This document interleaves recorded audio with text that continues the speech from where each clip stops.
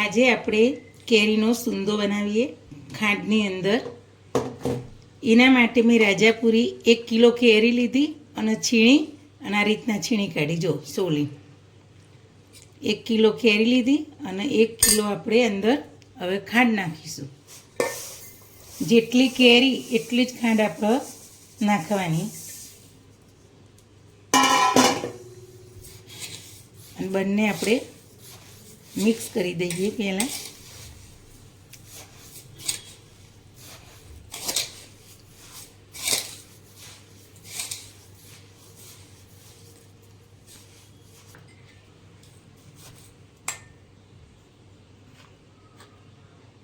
આપણે સૂંદાની અંદર સ્વાદ અનુસાર મીઠું નાખીશું. આપણે 1 ચમચી જેટલું જ અત્યારે નાખીએ.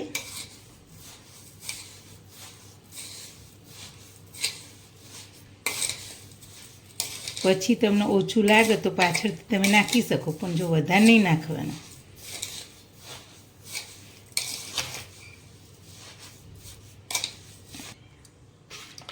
જો આપણે 5 મિનિટ આ રીતના ખાંડ અને કેરીને હલાવ્યું એટલે સરસ જો રસો થઈ ગયો, ખાંડ ઓગળી ગઈ.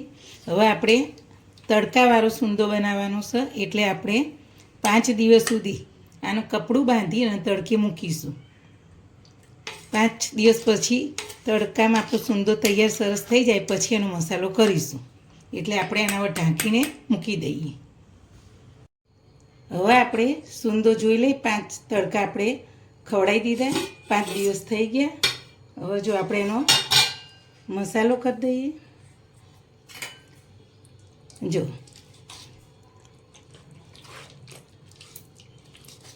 આપણે તડકા ખવડાવીને સૂંદો તૈયાર કરીએ છીએ. એટલે જો સરસ સૂંદો તૈયાર થઈ ગયો.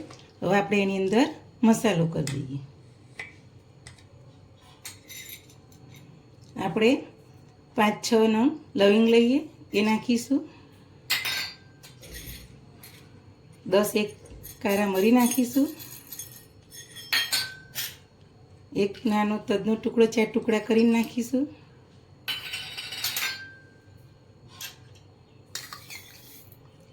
એક ચમચી જેટલું આપણે જીરું નાખીશું.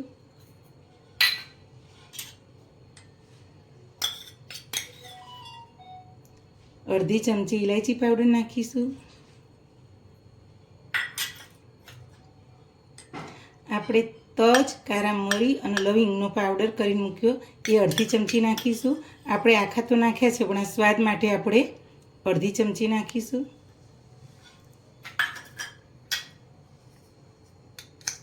એક ચમચી ખસખસ નાખીશું. જો તમે ખસખસ ના નાખી તો ના પણ તમે નાખી શકો, સ્કીપ કરી શકો. અમે નાખીએ છીએ એટલે અમે નાખી.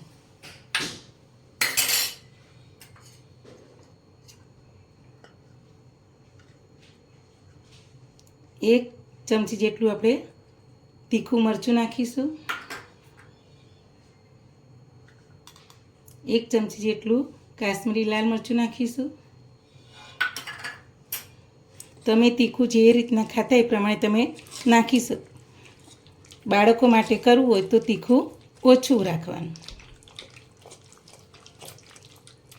આ બધું આપણે રીતના મિક્સ કરી દઈએ.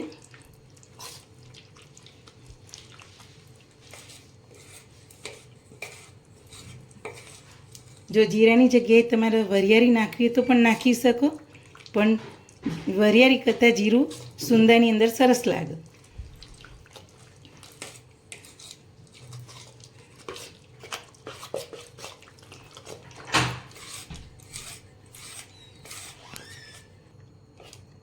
જો સરસ આપણો સૂંદો મસાલાવાળો તૈયાર થઈ ગયો.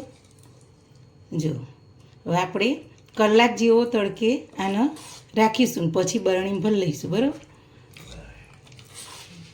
જો તમે આ રીતના સૂંદો બનાવશો તો તમારે આખું વરસ એવો ને એવો સૂંદો સરસ રહેશે, બગડશે નહીં.